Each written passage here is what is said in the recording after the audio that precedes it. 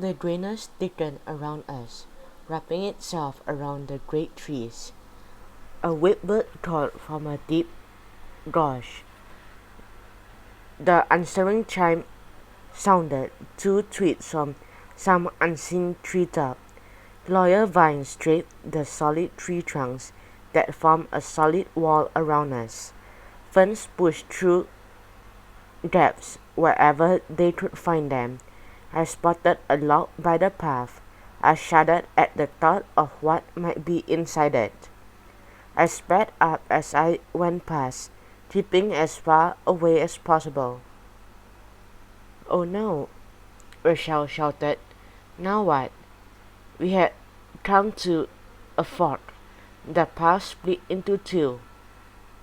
"Which way?" Glenn muttered. He shot me a confused look.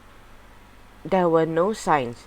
I guess the tour guides automatically knew which track to take. We examined the ground looking for any recent footprints, but thick leaves covered the ground and gave us no clue. Glenn gazed from one branch in the track to the other. "Let's take the right-hand one," he suggested. Rochelle shrugged, kicking wet leaves. "I don't smell," she said doubtfully. It was my turn to offer an answer.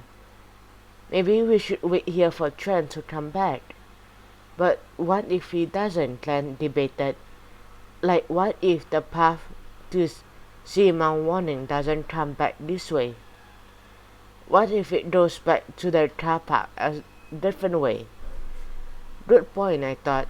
"Okay," I said. "Let's do what you said. We'll try the right-hand one. We'll go just a little way, and if there is no sign of Trent, then we'll come back here." I chewed my lips. "I just don't want us to get lost." Rochelle shot me a worried look. "No way. These forests are so thick it took them forever to find a plane that went down years ago in 1937. My dad told me all about it.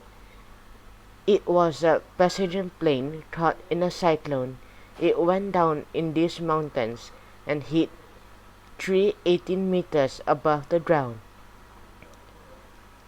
"Did anyone manage to get out alive?" I wanted to know. "Only 2 men. They were lucky. The air was growing cooler, wetter as the path took a deep.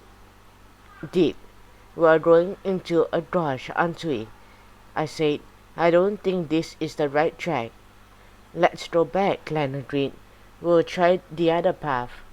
And that was when we saw the gaping hole smash through the forest. It was like a tunnel punch through the dense growth.